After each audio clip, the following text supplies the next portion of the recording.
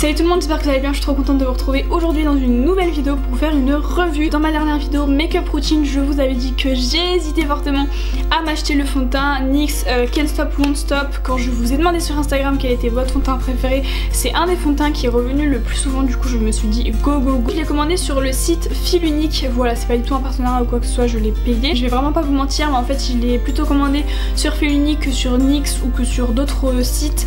C'est parce que c'est là où il était le moins cher et où il y avait le moins de frais de port. Sur Fil Unique il était au même prix que sur NYX, mais les frais de port étaient à 3 ou 4 euros il me semble. Quand je suis partie à Amsterdam les vacances dernières, je me suis acheté l'anti-cerne NYX Can't Stop Won't Stop, donc j'ai d'abord acheté l'anti-cerne puis le fond de teint. J'espère que cette revue vous plaira et je vous laisse avec la suite. Du coup moi ce que je fais c'est que j'applique d'abord le fond de teint et ensuite l'anti-cerne. Je sais qu'il y en a qui font dans l'autre sens, je sais pas trop s'il y a vraiment un sens. Du coup là honnêtement ça doit faire à peu près une semaine que je l'utilise, je pense. Ça fait à peu près une semaine que je l'utilise et franchement je l'adore. Ma première réaction quand je l'ai appliqué, c'était la texture en fait. C'est que la texture elle est vraiment pas comme les autres textures. Personnellement c'est vraiment la première texture que je teste qui est comme ça. C'est vraiment une texture hyper légère et hyper aérée. Genre le fond de teint est super aéré, je sais pas comment dire autrement, je sais pas trop si c'est clair pour vous ou pas. Vous me direz ce que vous en pensez en commentaire, mais personnellement j'ai toujours l'impression de prendre des fonds de teint trop clairs pour moi. Vous savez il y en a plein que c'est trop foncé, moi c'est toujours trop clair, enfin c'est un délire. Ensuite je mets une couche d'anti-cerne comme ça. Pour la couvrance forcément l'anti-cerne est beaucoup plus couvrant que le fond de teint. J'essaierai de vous mettre un screen avant après rien que sur cette vidéo là. Et je pense que vous voyez là, je viens de le mettre sur ma paupière, donc je viens d'unifier ma paupière. Et clairement je pense que vous voyez la différence.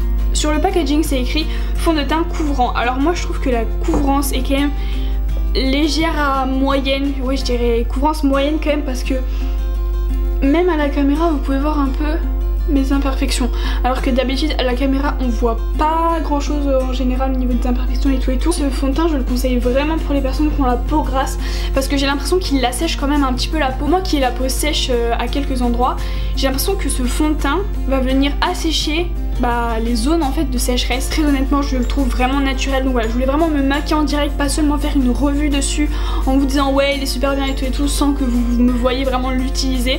Et du coup ça c'est vraiment une routine que j'utilise tous les jours, que ce soit l'anti-cerne et le fond de teint, je l'utilise tous les jours. Je viens de mettre mon highlighter et mon blush et en fait j'allais passer au sourcil, et mon produit à sourcil c'est un produit de NYX. Du coup je me suis dit autant vous en parler concrètement. J'ai fait une commande du coup je sais pas la semaine dernière, et du coup j'ai commandé et le fond de teint et ce produit à sourcil parce que j'avais plus de produit à sourcils et j'ai un peu la flemme d'aller me refaire teindre les sourcils. Du coup j'ai acheté le mascara teinté pour les sourcils en teinte brunette. J'ai pas pris les teintes blondes etc parce que pour moi les teintes blondes c'est juste les pires teintes parce qu'elles sont toujours orange.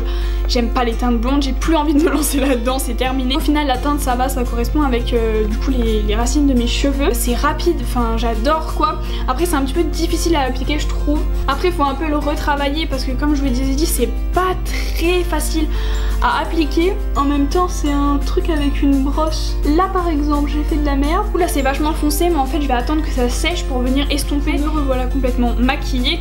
Du coup on va faire un petit bilan sur ces deux produits là. On va commencer par l'anti-cerne. Il faut savoir que moi j'ai des cernes un petit peu creusées et elles sont vachement foncées. Je trouve la couvrance assez bonne. Il faut savoir que du coup avant d'avoir le fond de teint j'utilisais l'anti-cerne en tant que anti-cerne et en tant que correcteur uniquement sur mes imperfections, et franchement le résultat était du coup super naturel et ça couvrait vachement bien. Ça c'est vraiment un anti-cerne que je vous recommande, vraiment foncé. Moi j'hésitais entre le Sephora et le NYX. Quand j'ai vu le prix du Sephora je me suis dit mais en fait je vais tester le NYX directement, je ne vais pas passer par 15 chemins. Tout ça pour dire que NYX c'est vraiment une excellente marque à petit prix. Donc les produits pour le teint c'est vraiment pas cher et c'est de la qualité quoi concrètement. Si vous voulez cacher vos cernes, cacher un petit peu vos imperfections, si vous mettez pas de fond de teint, foncez vers cet anti-cerne là, il est génial. Concernant le fond de teint, c'est un fond de teint que j'adore.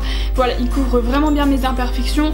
Moi j'en mets une fois sur tout le visage et ensuite je rajoute sur mes imperfections, et du coup en fait on les voit quasiment plus. Le rendu est très naturel, franchement c'est pas du tout un rendu où tu vois que t'as vraiment de la matière sur la peau, t'as l'impression d'avoir 6 cm de matière sur la peau, mais alors là pas du tout, il est hyper léger et tout, enfin franchement j'adore. En plus de ça c'est le premier fond de teint, mais vraiment quand je dis le premier fond de teint c'est le premier fond de teint qui ne me fait pas briller à la fin de la journée, ou alors un tout petit peu vraiment pas des masques, quelque chose d'assez naturel finalement. Globalement c'est vraiment des produits que je vous recommande à 100%, il n'y a aucun problème. Comme ça ils sont pas chers, donc du coup qui va hésiter pour les racheter, enfin franchement sans aucun problème. Et moi j'ai pris la teinte Light Ivory et elle me va nickel.